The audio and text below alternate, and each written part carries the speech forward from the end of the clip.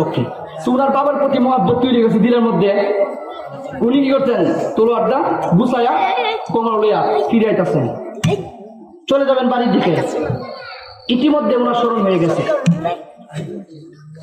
যে আমি ইমানদার আর আমি হচ্ছি রাসূল সাল্লাল্লাহু আলাইহি ওয়াসাল্লামের পক্ষদার।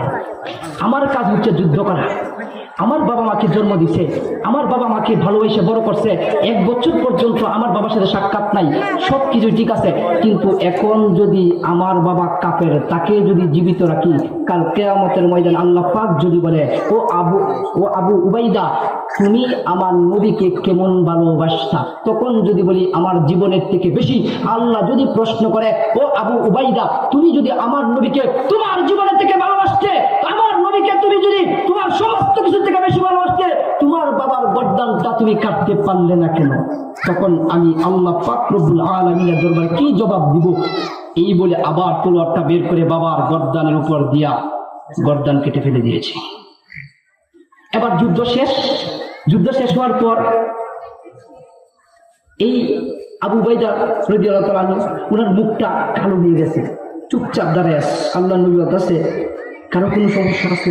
তো অন্য সাহাবী বলতেছে আমাদের আবু উবাইদা ওনার মনটা অনেক খারাপ, চেহারাটা কালো হয়ে গেছে। আল্লাহ রাসূল ডাকলেন আবু উবাইদা তোমার সমস্যা কি? বললেন আল্লাহ নবী আবু উবাইদা রাদিয়াল্লাহু তাআলা আনহু উনি এই জন্যই মন খারাপ, এই জন্য ওনার চেহারা কালো হয়ে গেছে। ওনার বাবা যুদ্ধের ময়দানে আমাদের হাতে কত হয়ে গেছে, শেষ করে ফেলছে। তো বললেন যে কে হত্যা করল ওনার বাবারে? বলল উনি নিজেই। আল্লাহ নবী ডাক দিয়ে বলেন ও আবু উবাইদা আমার বুকে আসো, আমি তোমাকে জান্নাতের গ্যারান্টি দিয়া বলি তোমার জন্য জান্নাত আমি রাসূল ওয়াজিব করে দিয়েছি।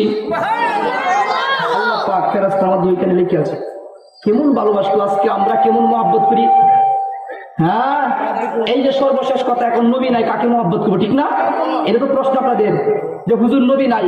আল্লাহ রাসূল বলে ইন্নামাল উলামা ওয়ারাসাতুল উলামায়ে কেরামকে সাক্ষী রেখে বলতে চাই, পরিষ্কার ভাষায় বলে রাখছি, যদি আলেমদেরকে কেউ মহব্বত না করে তার জন্য জাহান্নাম, আর যদি আলেমদেরকে ভালোবাসা মহব্বত করে তার জন্য জান্নাত।